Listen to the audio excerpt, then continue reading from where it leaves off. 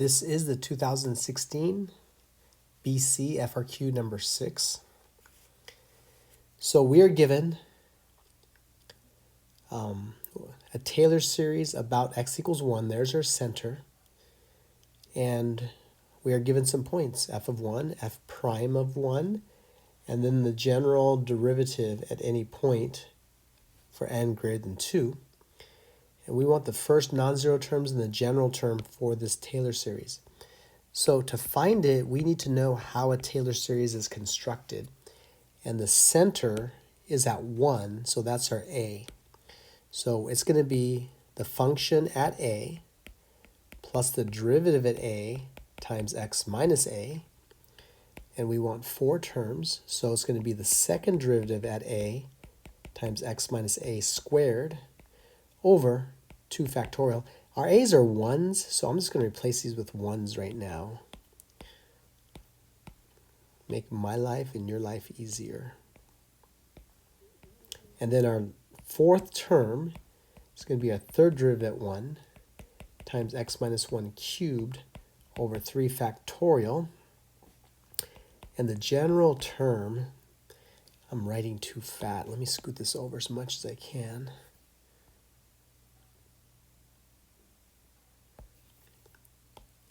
The general term is going to be the nth derivative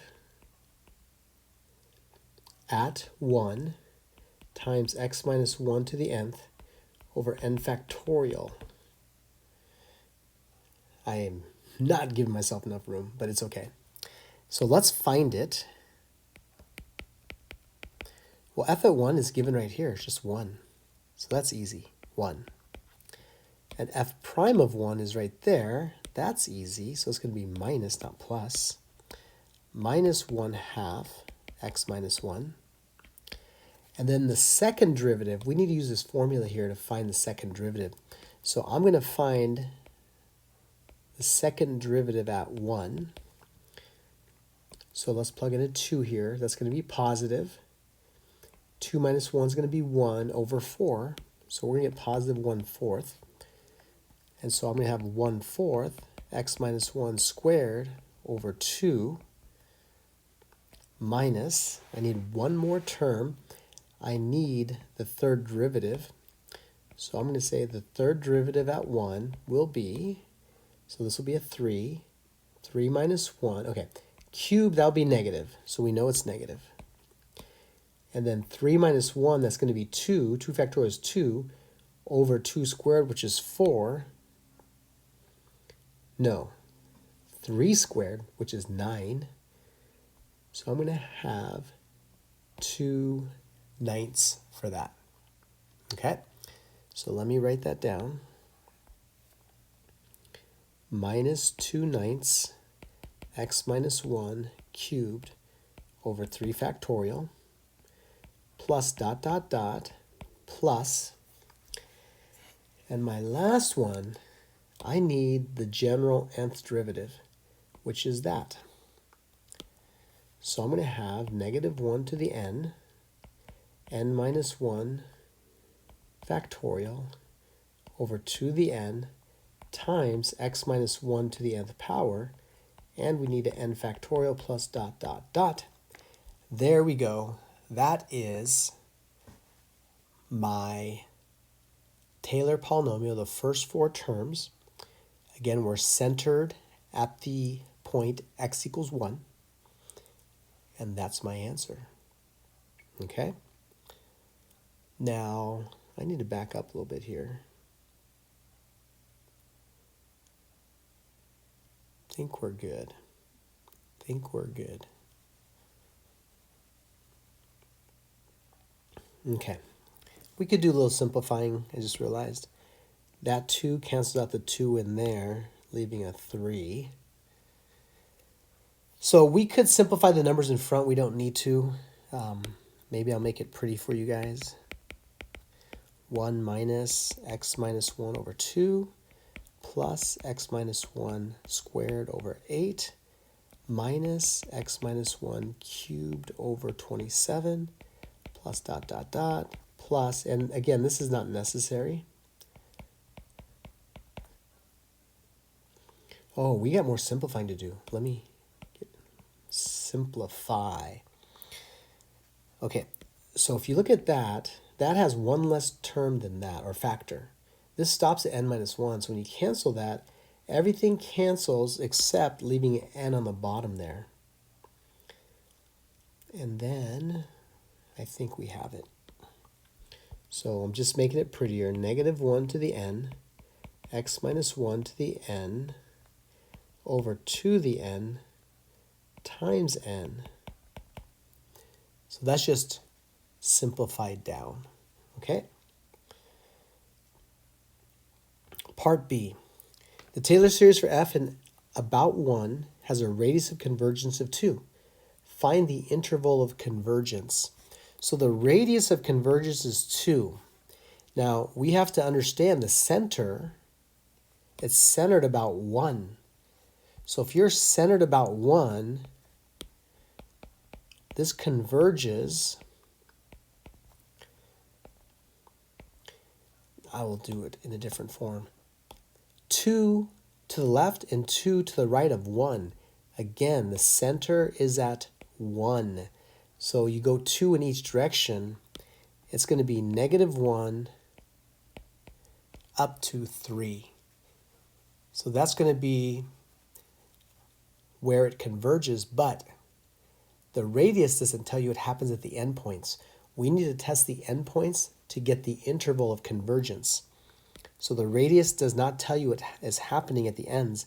So now I need to test x equals negative 1 into this general term here. So we're going to get negative 1 to the n, negative 1 minus 1 to the n, over 2 to the n, n. And we're going to simplify this. Everything with the n will combine. So that's negative 2, and negative 1 gives us positive 2. Positive 2 divided by 2 is going to be 1 to the n. So it's just 1 over n. And that's a divergent harmonic. Okay, so we tested the endpoint x equals negative 1. Now we're going to plug in 3.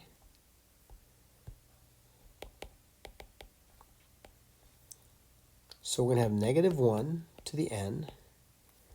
Then we're plugging in 3 here. So it's going to be 3 minus 1 to the n, 2 to the n, and n. That's an n. Well, nicely, these will cancel, and we're left with negative 1 to the n over n. This is an alternating harmonic, therefore convergent. That was the theorem we had. The other way to say this is an alternating series and the terms are decreasing in magnitude to 0, therefore it is convergent. So our interval of convergence will be this. We do not include negative 1, but we include 3. And that is part B, interval of convergence. So part C, what are we doing? We're taking the Taylor series for f that we found in part 1 to approximate f at 1.2 using the first 3 non-zero terms. I'm going to copy this down. Uh-oh, I didn't mean to grab that 3.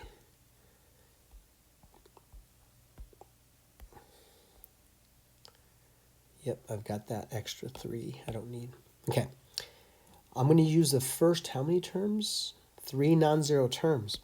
So we're going to say f at 1.2 is approximately the second degree Taylor polynomial at 1.2, which would be 1 minus 1.2 minus 1 over 2 plus 1.2 minus 1 squared over 8.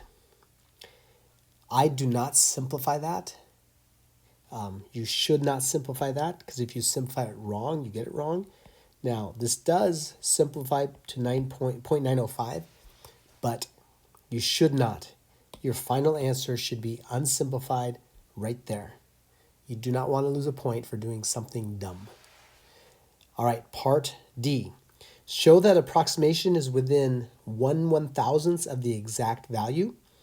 Now notice this is an alternating series, and notice the terms are decreasing in magnitude. So we need to state those things. The series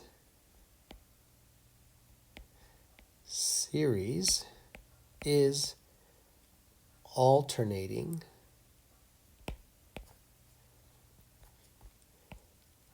and the terms are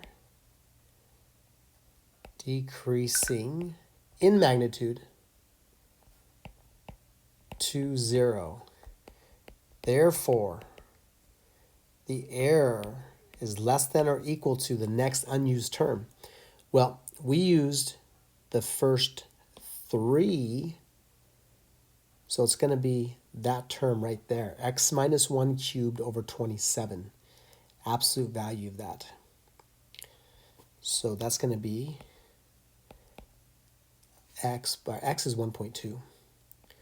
1.2 minus 1 to the third over 27. It's negative, which will be 0.2 to the third over 27. Now, I'm assuming that's less than 0.001. We can calculate that just to be safe. 0.2 is 1/5. So this is 1 over 27 times 5 cubed. That's going to be 125. 125 times 27 is definitely bigger than 1,000. Because if it was 100 times that, that would be bigger than 1,000. So we're good. It works. And that's it for that question.